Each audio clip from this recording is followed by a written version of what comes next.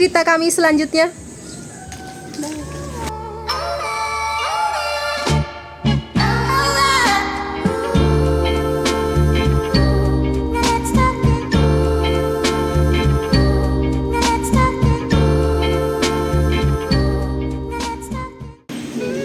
Bagaimana gambaran umum koperasi ini? Baik.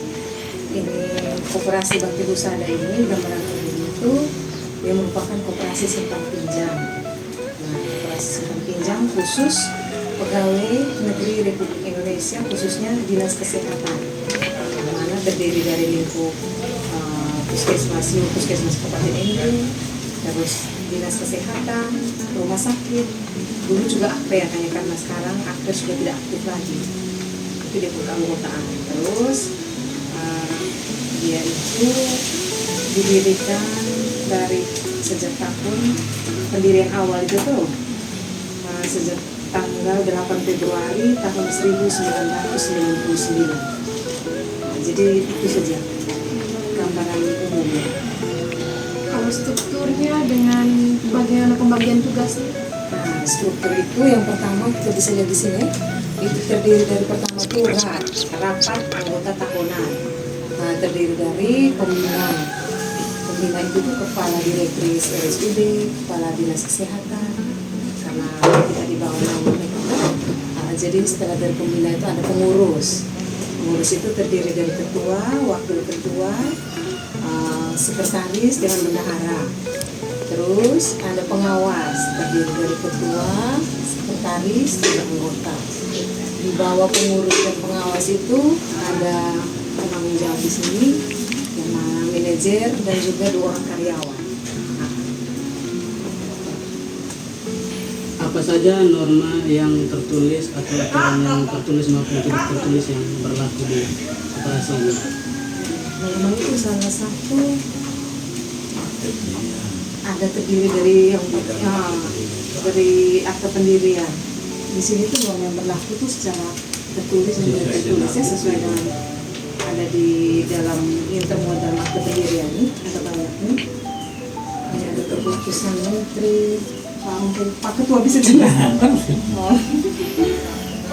Ini di dalam sini ada termuat di akta pendirian, ada anggaran dasar, terus landasan dan prinsip, terus ada keanggotaan, ada banyak di sini, ada pasal-pasal hak dan kewajiban anggota. Itu yang tertulis ya? Ini yang tertulis, yang termuat di anggaran dasar. Yang tidak tertulis itu kok kayak mungkin kebiasaan apa yang bisa di koperasi ini bersama. Ini misalkan ada visi misi, terus saya tulis juga yang tertuang. Jadi kadang itu aturan itu kan disesuaikan toh dia. Misalnya kita mau memberikan pinjaman itu kita lihat lagi dari kriteria orang itu lancar apa tidak. Makanya banyak ada yang kita kebijakan lagi itu tanpa yang tertuang dalam tulisan. Prinsip. Hasilnya Berdasarkan ya, semua hasil tergantung dari keputusan rapat anggota. Pertanyaan berikutnya, apakah ada kebijakan pemerintah yang secara langsung berdampak pada kemajuan usaha koperasi? Kalau dari segi pemerintah tuh melakukan pendidikan anggota, kan? Melakukan pendidikan anggota, terus kebijakan-kebijakan yang kalau dari pengurus sendiri itu turun ke lapangan untuk menertibkan kembali penagihan, teguran-teguran untuk anggota yang lalai.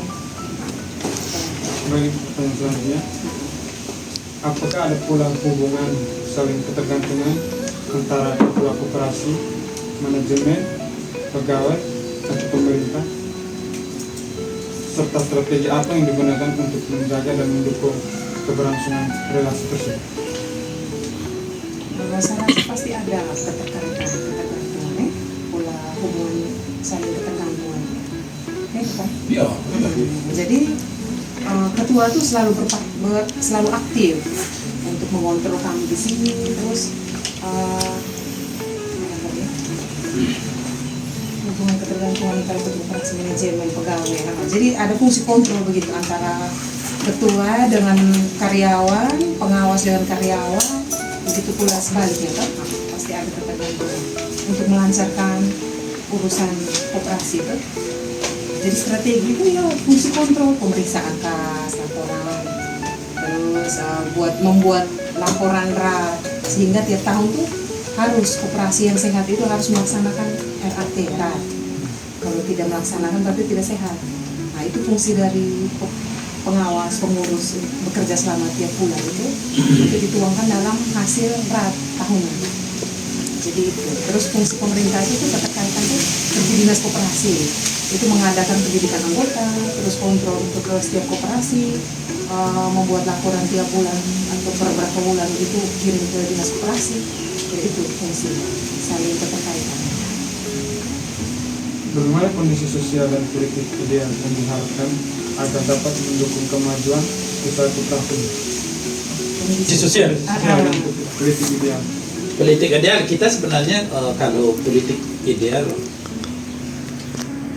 koperasi ini tidak bersinggungan langsung dengan politik, tetapi dampak politik juga bisa berpengaruh pada berlangsungnya koperasi. Kalau kita lihat tren-tren sekarang, aturan-aturan tentang koperasi sekarang, contohnya harus ada perubahan anggaran dasar, anggaran rumah tangga yang baru, kalau ada perubahan-perubahan lain. Yang kedua, kita harus terdaftar di Kemenkumham, padahal dulu kita sudah punya akte pendiri. Nah itu kan aturan-aturan baru. Yang ketiga, banyak dengan aturan-aturan baru Kementerian Koperasi. Kita juga belum tahu dengan perubahan undang-undang koperasi yang baru dari nomor 25 dengan sekarang lagi direvisi beberapa, bagaimana nasibnya koperasi simpan pinjam, karena kita sekarang tidaklah, kalau dulu koperasi betul-betul di tangan anggota, dari anggota sampai hari ini sebenarnya, tetapi banyak hal kebijakan-kebijakan yang sudah dengan berjamunya koperasi, dari menjadi koperasi daerah, koperasi provinsi, koperasi pusat, itu kan banyak sekali. Kalau teman ada lihat contohnya koperasi Gerbang Kasih itu pintu air, mereka itu kan koperasi Nusa Tenggara Timur, di kabupaten-kabupaten lain ada. Kalau kita ini hanya koperasi lokal saja, yang ada di Kabupaten Ende dan anggotanya hanya pegawai dinas kesehatan, sehingga kita tidak terlalu banyak perubahan. Tetapi aturan-aturan yang sekarang yang kita harus rubah itu harus ikut banyak. Contohnya kalau orang yang pengurus harus uji kelayakan sebagai pengurus, mampu berorganisasi, mampu manajemen, mampu membuat keputusan. Kalau dulu kan kita tidak training pengurus ini, apalagi koperasi-koperasi yang di kantor ini kan, saya rasa semua juga ada koperasi-koperasi di kampung-kampung ini kan, anggota ini kan tidak pernah, pengurus ini kan tidak pernah tahu bahwa pengelolaan manajemen seperti apa, dan mereka hanya melalui bahwa aturan seperti ini. Dengan pembinaan dinas koperasi, kita harapkan bahwa koperasi ini secara kelembagaan maupun secara pengelolaan menjadi lebih profesional. Karena koperasi simpan pinjam itu merupakan perusahaan yang berisiko kredit macet, gagal bayar, sehingga memang aturan-aturan pemerintah sekarang lebih ketat karena usaha berisiko. Kalau kamu lihat atau dengar berita-berita kan banyak orang yang berkedok koperasi padahal bunga harian. Nah itu kan berkedok koperasi, tapi asas koperasi sebenarnya kan tidak seperti itu tuh. Hanya berlabel sebagai koperasi, tetapi dia lebih banyak pada pelayanan untuk pendapatan. Kalau kita di sini tidak murni hanya anggota, kekeluargaan. Nah, itu penambahan aset juga kita dari pemupukan modal usaha sendiri. Jadi ini yang kita lakukan. Kalau bilang dampak politik pasti dapat. Karena dengan politik itu kan akan perubahan aturan. Dengan perubahan aturan pasti koperasi akan berdampak. Contohnya nanti kalau modal usaha lebih dari 5M, dia harus diaudit oleh akuntan publik. Kalau dulu kan tidak dong. Nah, sekarang harus diaudit oleh akuntan publik. Habis itu kalau pengawasan open yang di luar anggota juga melayani, berarti nanti diaudit oleh OJK. Nah itu kan aturan-aturan baru yang tidak lagi. Kalau ada lihat lagi sekarang dengan perkembangan koperasi baru, koperasi Merah Putih, Desa Merah Putih. Nah itu yang gembor-gembor bahwa nanti uang 3M dari mana ternyata uang yang pinjam. Itu juga perubahan-perubahan dari undang-undang, dari keputusan-keputusan berikut. Itu sih. Terima kasih kepada perwakilan dari Koperasi Bakti Husada atas informasi yang sangat bermanfaat ini. Semoga Koperasi Bakti Husada terus berkembang dan menjadi inspirasi bagi koperasi lainnya. Kami dari kelompok 7 mengucapkan terima kasih. Dadah. Sampai jumpa lagi.